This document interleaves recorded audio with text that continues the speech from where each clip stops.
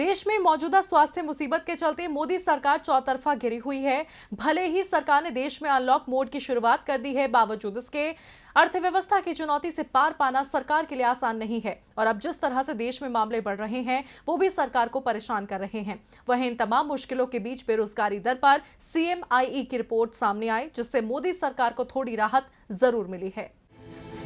देश में स्वास्थ्य समस्या के बीच सरकार ने जब पूर्णबंदी की घोषणा की थी, तो ये पूर्णबंदी अपने साथ कई मुश्किलें लेकर आई थी। उन्हीं में से एक थी रोजगार की परेशानी। बड़ी संख्या में लोगों का रोजगार छिन गया था और बेरोजगारी दर में बेतहाशा बढ़ोतरी देखने को मिली थी। लेकिन अनलॉक 1 का शुरुआती असर उम्मीद से बेहतर देखने को मिल रहा है। इन 7 दिनों में शहरी बेरोजगारी दर 8% घटी है।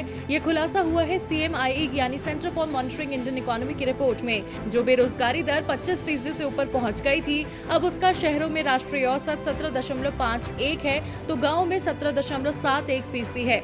CMIE की रिपोर्ट के मुताबिक 7 जून को खत्म हुए हफ्ते में शहरों में बेरोजगारी दर 17.08% रही, जबकि 31 मई को खत्म हुए हफ्ते में ये 25.14% थी।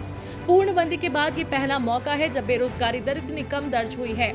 अब शहरों में बेरोजगारी दर का राष्ट्रीय औसत ग्रामीण इलाकों में बेरोजगारी दर के मुकाबले कम हुआ है।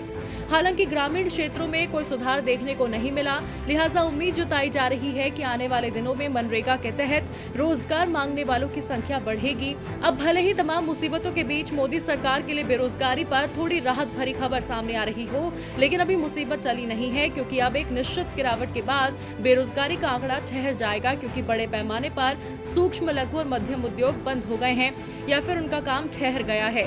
साफ है कि पूर्णबंदी का असर लंबे समय तक रहने वाला है।